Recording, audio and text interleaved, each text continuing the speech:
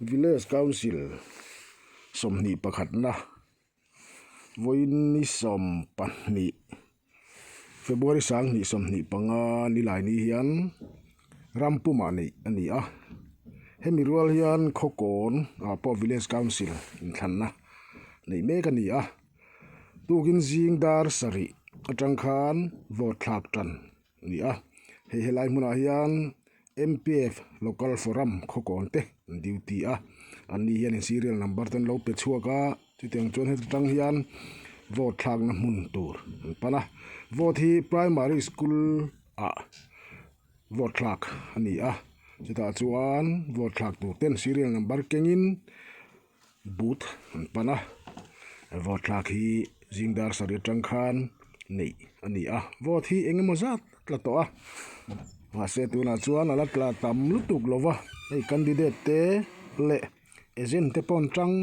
khop maya ti hian ei an mani thei tok tokin mipuin candidate engemaw zat zinga an du pathum an thlang don ani ti chuan MPF local forum duty te po thanem ngai takin an chan vo tian an thok mek ani a ti chuan helai hmun hi volleyball court hani a helai hian office rimchang tak MPF te point nei a ti chuan jingdar sari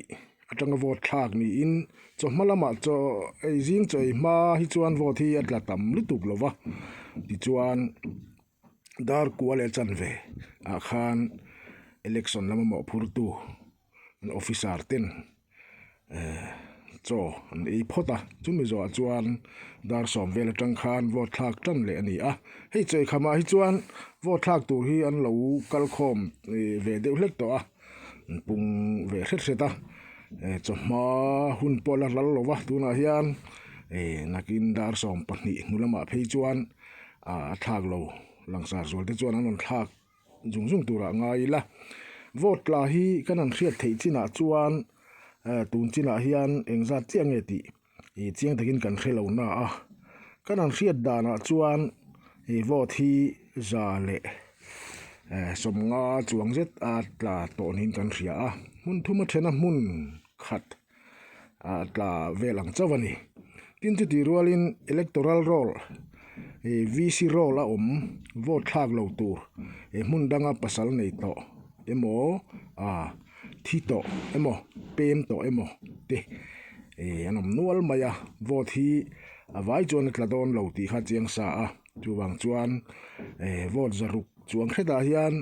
vote zathum le zali in kar borvel chu tlatura kanan ngai deuh hlek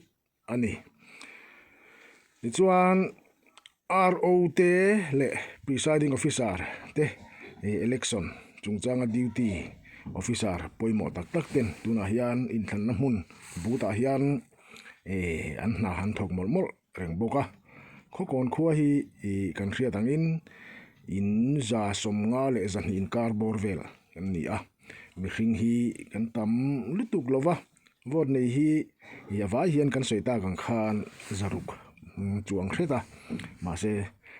vote zaruk hi chu tla don lo hrim sa a mun danga ei zonga zirlai te tin mun rana lo te po engemaw zat no mawangin chutiang chu din hmun ani a engpo ni sela vote hi ti hian kal tuang zela vote thlak nakin chawhnulam a chuan tuang takin kan thlak thei zel tura ngai la tin vote chiar hi sarkar thupe kangin zan dar saria nei tan ani anga ti chuan vote chiar hi reili tuk lo tura ngai la dar kuwa dar som vela chuan kan ho tu ten hen atanga thu kan don angin chiar zo thei tura kan ngaya ti chuan zanin a hian khokon khuwa Village Council VC member turte kan hre thei don ani chu tuna hian kanan sei thei tok ni phot sela nakina chhun zom te kanan nei zelanga vote tlak dan te kanan soi zel bokanga ti chuan tlai lam thlengin zan lam thlengin vote chiar hun thlengin result riat thlengin update kanan tum anga ti chuan thlir tu te po in lo ngai chang reng tura kanan be sei chewa chu tiang ani chuan khokon khotlang ta na village council tur kan riat thei huna chiang zokin khokon vote nei zong tele mi puiten kan kho ai o ading tur sarkar ma ding tur khotlang chiat thata kan ai o ding tur kan se thei don ani village council member thatak kan nei thei tura ngai la chumia tan chuan tuna hian vote kan thlang meka ma ani zalen na mangin ma ani digna chan vo right mangin vote kan thlang meka ni engma harsan le boina omlova tuna hian thlamuang takin vote kan thlak ani mi puiten vote thlak turin local zel boka engpo ni sela mi puiten kan du na thewa vote kan thlaka chu tiang chuan MPF te point chanem ngai takin duty nei reng boka engemaw boruak thalo le thil thalo omlo in kan ria tun thlengin lomom hle maya keima hi MPF khokon local forum hian president kani chuwang chuan nakina MPF lam kan ho tu te po interview atulani chuan kan la nei tura ngai latin arem changa nei chuan kan returning officer te candidate te agent te po arem chang thei ani chuan kom te po kanan tum anga tunin thlan lai la hian marwa chu rem chang lo te po lom thei boka khang te kha min lo hriat sakula ti chuan voinia hian rampuma in thlan no nei ani mun rang kanan hriat thei china in thlan na ral muang tak kan nei nin kan hria khoya ma boile le harsan lom lo nin kan hre hi ram ma son na ro pui tak ani chuwang chuan mi hring te chan vo in ra pe sakemo chi le chi nam le nam kar boina ang zong te po chuak lo se kan du chu tiang chu om lo nin kan hria mizoram hi ram nuam tak ani heng election thila te po hian kan kalphung te po athle maya anuam hle maya in thlan po thamuang takin vote kan thlak theu thei ani mi pui te hian chuwang chuan voinia election chungchang duty zong te thok ro pui hle maya an tlin hlein kan hria kan ruai tu te kan khotlang mangai tu te vek kan ni chumi tan chuan voinia hian bisine sang tak kan nei ani MPF lampoin chutiang chuan bisine sang tak kan nei in ngin na kanan chuang chi te po thatakin kan zoma voinia hian khokon village council member atara loading chuak than thei tura mi punan than thei tura ronin pe nula si thuam pui bulaya ratinga ani hi candidate Congress party atanga candidate ni ani hi kanan kom lokanga chuan kanan murem chang lawa lo mum hle mai chi bai te an bukila chuan pithuami boinia hian enge idin mun chiang takan soi te chu har theya maro chu isoi the chin kha an soila clean in ringem ti te engting ani vote lak dan lo mu dan ti te party hian in thamon puiem ti te kha toite talin minan chan sakla adu ve sim hi ya mere ro hi sia tahara amai ro chu kanin ti derte ni lo chuanin vote kaldan ami sim te kanin hi chuan ting thei tura chuan kai mum tak zet kan ka ku zap khogina re lo te kana ko tong kam ni khat chau ngang se saksela emene party tangin iding ania he wena hen enge bo ruak i muda in ringem ti te khang chi kha milan se sak lok la kan va du ve emene party chu atha karinga kan tinge yang ti muda nani party tanga candidate bu wa la siama kanan rem chang le lau maya ani ne na tang hian tong kam ni khat minan soi saksela enge pusiawa voina kanin thanga hian in ringe nia bo ruak kalvelin en hian thamon thla ki tiem tong kam ni khat chawin minan soi saklok ta che ole lome ei voinia kanin thang hi abo ruak kalvel ka thir ta chuan unat alan dan china ka mu da na pe chuan ZPM ti kan chak ngei ka ring lome heta hian kapula hian pipiaki pinem bia khoi ZPM atang candidate anan hurem chang le hlau maya ani nen chang hian nge ni voin in than bo ruak te alo mu dan te le lo thi dan tin ai ring em ti te trong kam ni khat chavin minan soi saksela lom ngoda kalome voin in than na ka thir da na tang chuan ruling lai kan ni ang bokin kan chak ka ring hurem chang hlau mai hai kan kom lo ka nga voin ni kan in thang a hian nge pulal ZPM party tin in ring em le nge thamon thak in tm ti lai kha trong kam ni khat chau min soi sak che ai kan thang vote at thang ka ria ne na kan chang ngei po kan ringa i vote la mi pui kan han na mi pui pom phur tang ka ria phur ta sarkar thar is thar kan siam ngei kan be se ni independent candidate kan hurem chang le hlau maya ani ne chang hian trong kam ni khat kan be se le anga nge puming voine kan thang a hian independent candidate in ding ania in ring em nge I tha buang em ti trong kam ni khatin minan soi sak che ya voin kan thang hi mi pui point vote thak te kan hlutin ka ria lo mom hle maya maro chu tin lo lama kha chunin ke chuan soi thiam har sa ka tia anin be sei em dan tur po ka selawa amaro chu kan tlinga mo ting lo emo kha chu ani ang kha pathian ruat ani ti kha ka pom dan ani soi thiam har ka ti kan hu rem chang le hlau mani hi emane party lam khoi tu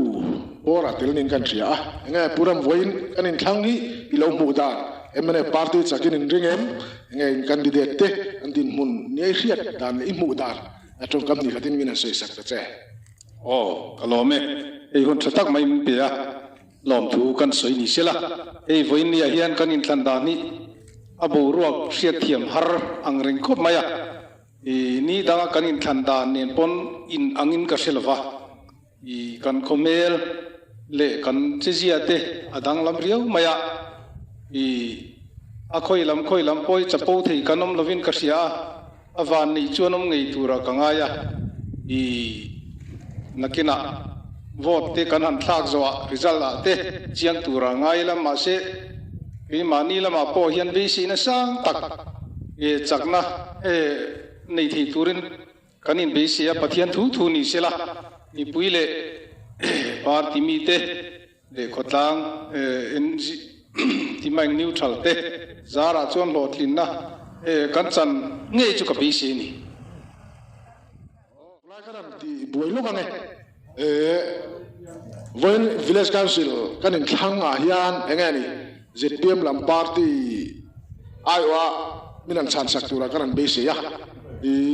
enge ZPM party hi chak in ring em ngen candidate te hi thamon puem ti khatom kam ti khatawin minan soi sakla kan wadu ve ania a riat tiam mahra tiang hi yan kan in thang chho chu ni maya maro chen poni se ruling na hi chu chak tura chon kan in be se chu ni en poni se la mi sir te ponia tiang a hiam riat tiam mahra chuan be se na sang tak chu kan nei ni ti ka kan soi duwa a chan chu ho chu nga hei Mizoram chak takin akala chu mi wang chon be se na sang tak kan nei ti ka chu kan soi duwa abak chu e mani ZPM tu na kan candidate te atha berber a fel berber an ni lowa amaro chu sarkar tha chakna ringa chakne ka chu kan be se chu ni mai tun din muna chuan tuna hian pu zuala pu Asian zuala karan hurem chang le lau maya ani hi Congress party atanga karan kom tur nia chuan pu zuala ngai ni voin kan thanga hian Congress party atang candidate kan nei ka sia chu ilo mu da le vote lak dan in ngai toin eng tin nge tin in ringem thamon tha ki ti em ti kha trong kam ni khati minan soi sak lok ta che Ting thầy tu chuan kan in nga village council kan in thang chung cha kan ho tu pa ber retiring officer u vung suan valte headmaster high school di bok kanan hurem cha thei lak mai anin hun thatak mai min pe a chunga polom thu kanan soya với ní cái hình thang hi nghe pusuan imu dan vote la te chat melem din party thang din mun te chuan soi harsa mai theya ma se mu dan chin nang ni ang officer chuan an nei dura kan nga ya i kan thang bo ro khrim hi ral muang em nge i bipuiten an digna chan vo right an mang tha em vote la a tha to em tun china hian ti te trong kam ni khan min an soi sakla em in tham chung changa kai noi thil dang te po soi rim chan tur ini chuan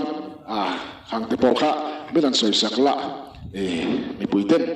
an lo bing var zog nan kanan be sei che ani ole lo mu me hei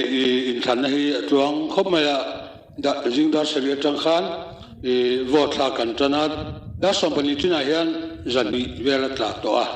kuna chon zanni le ti kha tla to ani ti chuan dar ka bi zelin kan chin che a tin kholama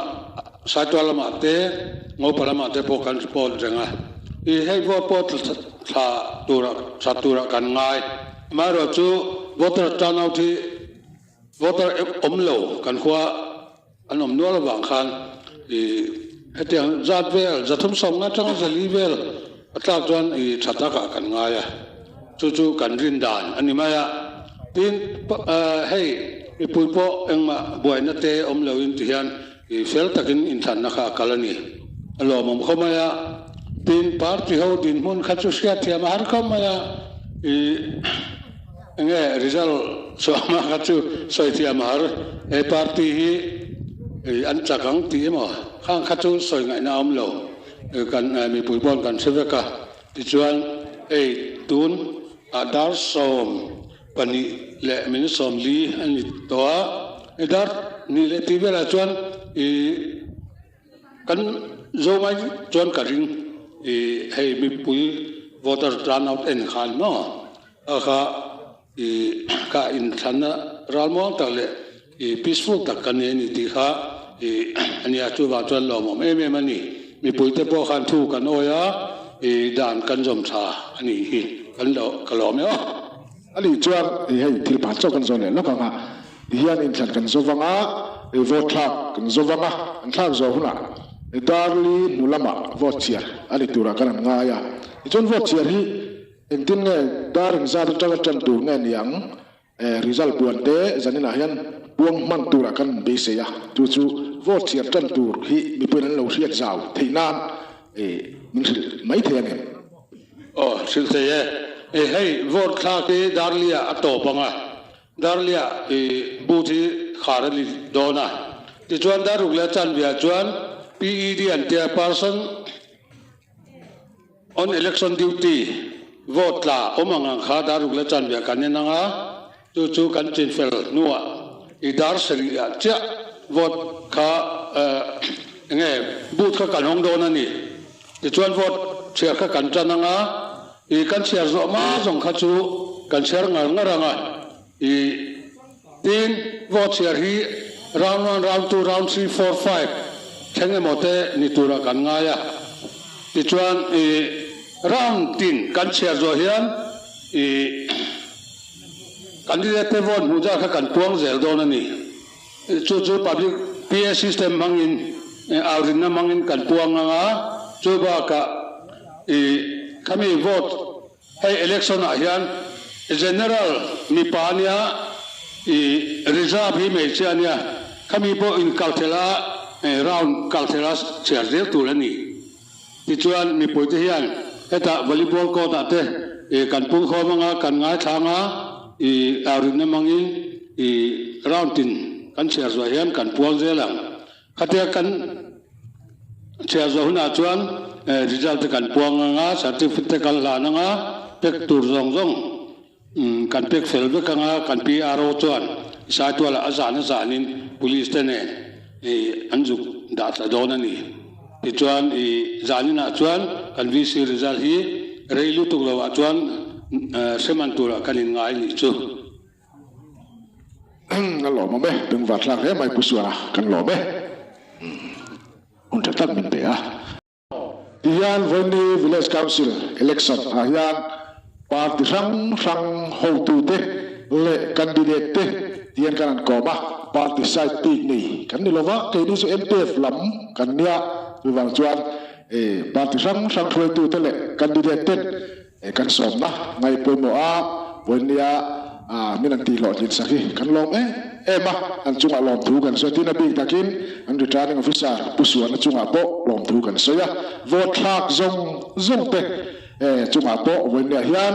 lom thu MPF mingin kan soi ani village council general election nei me kan ya tura hian khokon khwa board kan thak me ka tura hian Eli signboard akan muangin MPF khokon local throi tu te lo duty me ka hian an ni hi re lo te kan kom lokanga khokon local forum secretary langwal LS thanga piam biak garan tum anga ali hian abi MPF ina malak dan sang te khang chi kha soi du nei piang han soi sela garan kom lokang garan sia dang nei langwal LS thanga hi MPF local forum secretary ni puthanga kanan tianga engeni tukin jing lama tangain boidante MPF local forum committee lo nei chaudante boina duty dan tele vote lak dan ang chi kha min sil thei chuan thir tu te lo peng var zok nan ka khamin soi sakla kanan som cheo VC in Sanatanian MPF local forum committee hi voing mozat an thua in khan puan ani tangkan chuan chuta chuan voin in thana hian MPF local forum duty ni sela chuta kan tin a real MPF local forum duty hian abi in thana polling booth area le avela boruak thalo thei ang chi te le vote thak tur te ta na ol samjong na turin serial number lo pek chuate ama in emin than tur atanian MPF ko kon local forum in ruam man na sang siamin in than na fel file thiang lim thei na turin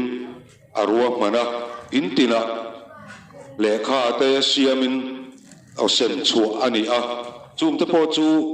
mi pui te hian kan zom tha anin kan fria mi pui te chunga pon lom thu kan soi na tin tu kin lama dar sari